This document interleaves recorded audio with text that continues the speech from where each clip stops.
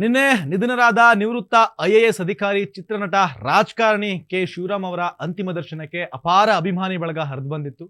ರವೀಂದ್ರ ಕಲಾಕ್ಷೇತ್ರದಲ್ಲಿ ಮಧ್ಯಾಹ್ನದವರೆಗೆ ಪಾರ್ಥಿವ ಶರೀರದ ಅಂತಿಮ ದರ್ಶನಕ್ಕೆ ವ್ಯವಸ್ಥೆಯನ್ನ ಮಾಡಲಾಗಿದ್ದು, ಚಿತ್ರರಂಗ ರಾಜಕೀಯ ಕ್ಷೇತ್ರದ ಗಣ್ಯರು ಅಧಿಕಾರಿ ವರ್ಗದವರು ಆಗಮಿಸಿ ಶಿವರಾಮ್ ಅವರಿಗೆ ಅಂತಿಮ ನಮನವನ್ನ ಸಲ್ಲಿಸಿದ್ರು.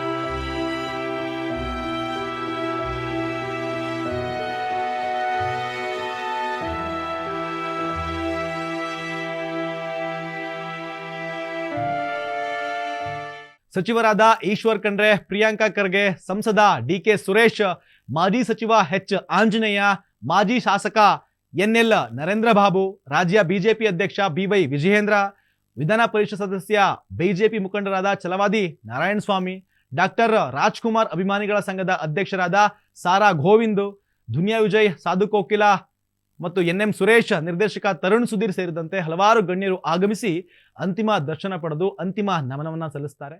ಈವರೆಗೂ ಕೂಡ ಸಂಜೆ ಅಂತಿಮ ಸಂಸ್ಕಾರದ ವಿಚಾರವಾಗಿ ಮನೆಗೆ ಹೋಗಿ ಸರ್ಕಾರದವರು ಸಾಕಷ್ಟು ಭರವಸೆಗಳನ್ನು 4-5 ಜನ ಮಿನಿಸ್ಟ್ರುಗಳು ಹೋಗಿ ಭರವಸೆಯನ್ನು ಕೊಟ್ಟಿದ್ದಾರೆ ಅಂತ ಕೇಳ್ಪಟ್ವಿ.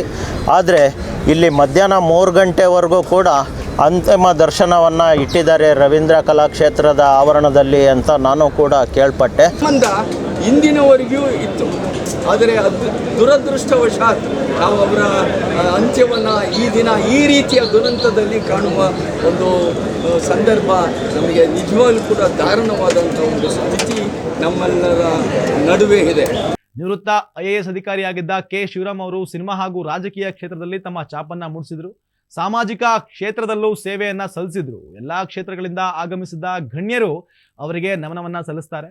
ಶಿವರಾಮ್ ಅವರ ಅಂತಿಮ ಕ್ರಿಯೆಯನ್ನ ಕೆಂಗೇರಿಯ ಛಲವಾದಿ ಮಹಾಸಭಾ ಆವರಣದಲ್ಲಿ ನಡೆಸಬೇಕೆಂಬ ಬೆಂಬಲಿಗರು ಒತ್ತಾಯಿಸಿದ್ರು. ಈ ಕುರಿತು ಸಚಿವ ಎಸ್.ಪಿ. ಮಹದೇವಪ್ಪ ಅವರಿಗೆ ಮನವಿಯನ್ನ ಮಾಡಿದ್ದಾರೆ. ಸಚಿವರು ಮುಖ್ಯಮಂತ್ರಿ ಸಿದ್ದರಾಮಯ್ಯ ಅವರೊಂದಿಗೆ ಚರ್ಚಿಸಿ ಅಂತಿಮ ನಿರ್ಧಾರ ಕೈಗೊಳ್ಳುವುದಾಗಿ ತಿಳಿಸಿದ್ದಾರೆ. ಸರ್ಕಾರದಿಂದ ಅನುಮತಿ ಸಿಕ್ಕರೆ ಕೆಂಗೇರಿಯಲ್ಲಿರುವ ಛಲವಾದಿ ಮಹಾಸಭಾ ಆವರಣದಲ್ಲಿ ಸಂಜೆ ಅಂತ್ಯಕ್ರಿಯೆ ನೆರವೇರಲಿದೆ.